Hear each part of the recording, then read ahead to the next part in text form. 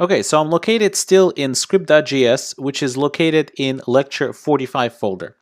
And in part 1 of this lecture, we spoke about how to create a simple object and how to set properties on it, and we even talked about how to set an object within an object, and so on. Now in part 2, we'd like to take a look at a syntax that simplifies all this object creation. What we'll do for now is we'll go ahead and comment all of this out, and we'll create a new one. And we'll create the object in a bit of a better way, or at least simpler way. So let's go ahead and make a comment here, better way, object literal. And what we're going to do now is called object literal notation. Let's go ahead and set our object to a little bit of a more interesting name. Let's call it Facebook. And we'll give it an object literal. An object literal is just curly braces. And we could put a semicolon at the end because it's a statement, or actually it's an expression that's going to have its value sitting inside the Facebook variable. And since JavaScript is very liberal with spaces, we can actually make it much more readable by putting space right here and starting to type properties just like this. Name Facebook, name of the company is Facebook, and we're separating our name value pairs. The name value pair itself is separated with a colon, and the actual name value pair is separated with a comma. So we put a comma in, and we'll put CEO. That's what we wanted to have as a sub-object within this object. And since it's a sub-object, we again put curly braces, and we open it up this way. Let's erase that extra line. Okay, so first name was Mark, and we separate this with a comma. Fave color was blue.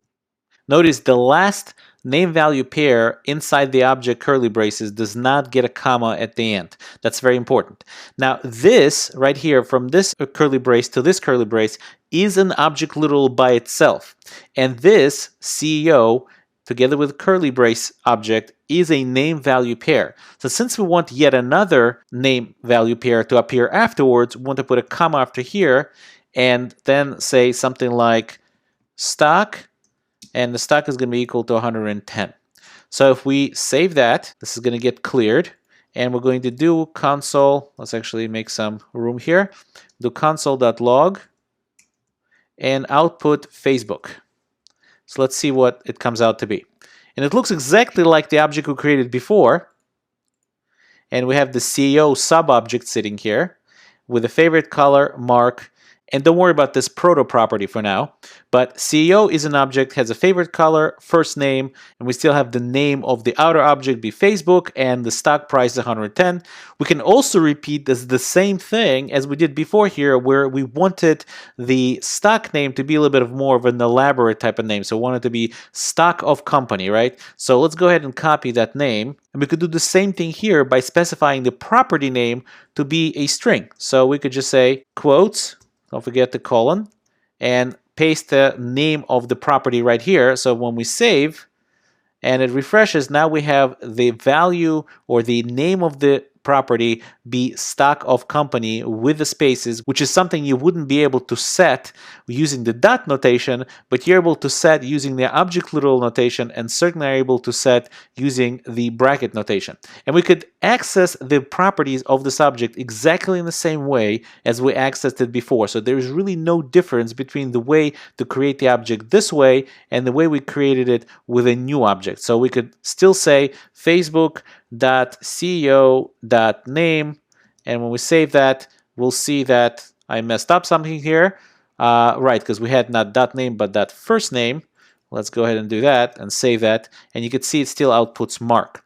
So everything works, and this is exactly, again, the same way to create the object, and this is a much better way because it's much more readable and much faster to type. I'll add two more words about how to type up these objects. Now, a lot of people make a mistake is when they say var, let's say company, and they say equal, and they do this, and they start expanding this thing before, let's say CEO, and again, like this. It's much easier to first put all the ending things on the line. So for example, the way I type things is when I say a company and it's equals to curly braces, and I know that it's going to be an object, and I know that this is an expression, and I want to put a semicolon at the end, I put a semicolon at the end right away. So that way, when I put my cursor in between the curly braces and just put a space, now the syntax doesn't look as bad because it's much easier for me to type. So when I say CEO, again, and I put two curly braces right here, and I know there's going to be a second property after this, I will put a comma right here and then say stock of company, something like this, and say 110. So that way, when I get to here and I put a new line here, I'm not really worried anymore to try to remember what is this curly brace closing. Do I need a comma here? Maybe there's another sub-object in here. So it's much easier to put all the ending characters to your programming line up front instead of wait till the end and try to match them up later. So that's just a little quick tip for you to know going forward. Okay, so we have our two ways of create the objects. One way is using the new object syntax, and the other one is what's called object literal.